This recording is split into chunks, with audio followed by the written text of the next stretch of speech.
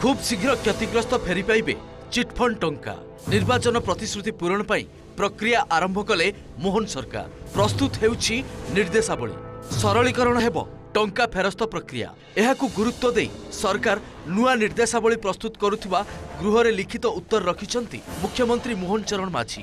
कांग्रेस विधायिका सोफिया फिरदौस को प्रश्न रे एही उत्तर रखिछंती मुख्यमंत्री।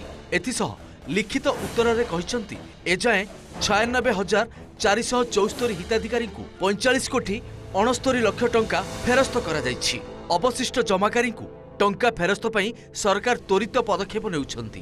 तेबे नुआ निर्देशावली प्रस्तुति को नहीं सरकार को टार्गेट करिछंती विरोधी। कहिछंती निर्वाचन बेले प्रतिश्रुति देइथिले 24 घंटारे टंका फेराइबा को प्रक्रिया आरंभ करिवे, किंतु केबे आ नुआ आईन आनिबे।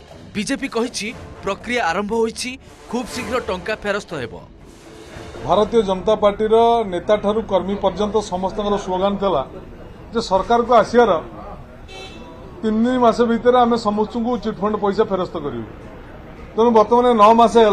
तेणु नुआ आईन नुआ नियम केबे आपण देइथिबा कथा रक्षा करंतु। 9 मासर सरकार वर्ष पुरुणा हेलानी टंकाटे मध्य काको फेरे नाहंती कि जेते चिठी फंड वाला अच्छंती तांको डाकी सम्मान भी टिके कर नाहंती। बासपट मारुथिले आज भी बासपट मारुचंती।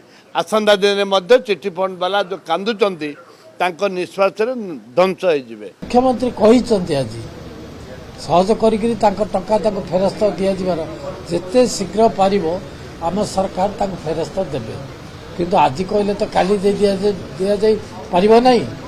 सरकार गोटे तांकर पळेला किछि कर पालेनी। आम तो कार्यक्रम आबे आरंभ करू। राज्य रे प्राय 70 लाख चिटफंड जमाकारी रहिछंती। 2013 मसिया रे क्षतिग्रस्त जमाकारी को चिन्हट करी टंका फेराइबा को कमिशन बसाइथिले पूर्व सरकार। एहा भितरे जस्टिस MM दास को कमिशन 7टी अंतरीण रिपोर्ट दाखल करिछंती। 450 चिटफंड कंपनी द्वारा ठकई होइथिबा पाखापाखी 8,86,000 आवेदन कमिशन को निकट को आसीथिला।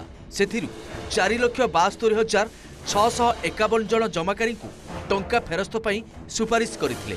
अन्य पक्षरे कोर्ट को निर्देश मुताबक Rose Valley group of company bank जबत होइथिबा टंकारु 1,82,155 जन क्षुद्र जमाकारी को एवं गोल्डन लैंड डेवलपर्स कंपनी 24,825 जन क्षुद्र जमाकारी अर्थात 10,000 रु कम टंका जमा रखिथिबा जमाकारी को तांको टंका फेरा जाइछि।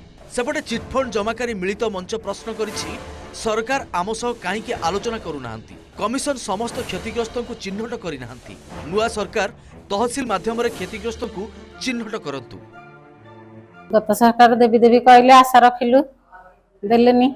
एबे मोहन सरकार आसिले देबेली आशा रखिछु देले अत्यंत खुशी होबो। ए सरकार हमको प्रतिश्रुति देइतिला आशा अछि पूर्व सरकार बरी ए सरकार ठकिबेनी। एटलिस्ट जमाकारी को तंग पैसा फेरिया प्रक्रिया बहुत जल्दी आरंभ करूँ। आम तो कहूँ जब तहसील जरिए जमाकारी चिन्हट हे ना सरकार गोटे वर्ष भितर सब लोग पैसा पाई। पूर्व सरकार 300 कोटी कर्पस फंड मध्य गठन करथिले।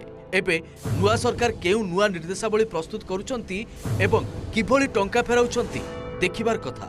भुवनेश्वर जगदीश दास, रश्मिरंजन दास, सौम्यरंजन साहू खलीकोटरू सिलु विश्वाल रिपोर्ट OTV।